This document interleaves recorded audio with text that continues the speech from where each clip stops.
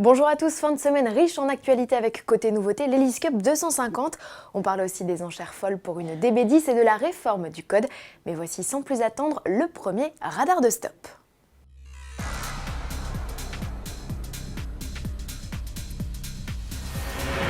Vous pensiez avoir tout vu et tout entendu sur les radars, détrompez-vous, dans son numéro daté du 19 février, AutoPlus a mis la main sur un nouveau dispositif de contrôle automatisé. Il détecte les stops grillés. Les détails avec notre journaliste François Tarin.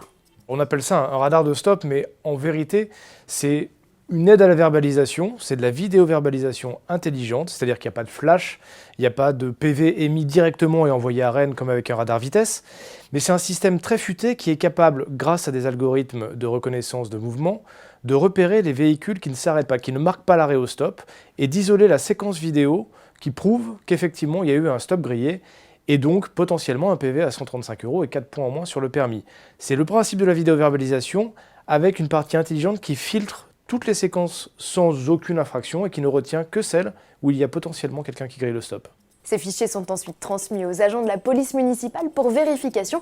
Ce n'est qu'une fois l'infraction validée que la demande de PV est officiellement envoyée. Ce dispositif, actif depuis le 15 février dans la ville de Hyères, dans l'Essonne, a relevé lors de sa phase de test jusqu'à 500 infractions en une demi-journée.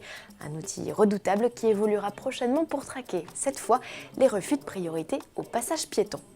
Le code de la route, un lointain souvenir? Alors voyons si vous sauriez répondre à l'une des 1000 nouvelles questions proposées dès le mois d'avril prochain aux candidats au permis de conduire. Le champ visuel d'un conducteur est d'environ 180 degrés à l'arrêt, oui. Réponse A, non. Réponse B, 60 degrés à 80 km/h, oui. Réponse C, non. Réponse D. Allez, on vous aide. La réponse est oui dans les deux cas. La sécurité routière dépoussière l'épreuve théorique du code avec pour objectif de mieux former les jeunes en les sensibilisant à des thématiques plus larges comme l'éco-conduite ou les gestes de premier secours. Et pour illustrer ces questions, des photos bien sûr, mais aussi des images numériques et des vidéos.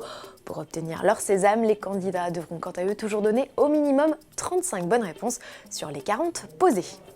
Changement de registre, on parle sportive à présent avec ce chiffre. 3, c'est en millions d'euros la somme déboursée par un acquéreur à Londres pour s'offrir l'unique exemplaire de DB10 proposé à la vente. Ce modèle faisait partie d'un lot de 10 voitures spécifiquement développées par Aston Martin pour le dernier opus des aventures de James Bond, Spectre. Précisons que 7 ont été entièrement détruites lors du tournage. Le fruit de la vente sera entièrement versé à l'ONG Médecins sans frontières. Pour finir, focus sur l'hélice la plus rapide de la gamme, la Cup 250. Lotus poursuit le renouvellement de sa gamme et propose à son roadster fétiche un programme masseur et une cure de vitamines, ce qui nous donne à l'arrivée 21 kg de moins et 26 chevaux de plus. Son 4 cylindres turbo compressé affiche désormais 246 chevaux, de quoi permettre à l'anglaise de dévorer le 0 à 100 km/h en 4 secondes 3 et de frôler les 250 km/h en pointe. Disponible au mois d'avril, la Lotus Cup 250 sera facturée 61 620 €. Bon week-end à tous et à lundi avec des images inédites de la Mégane Estate.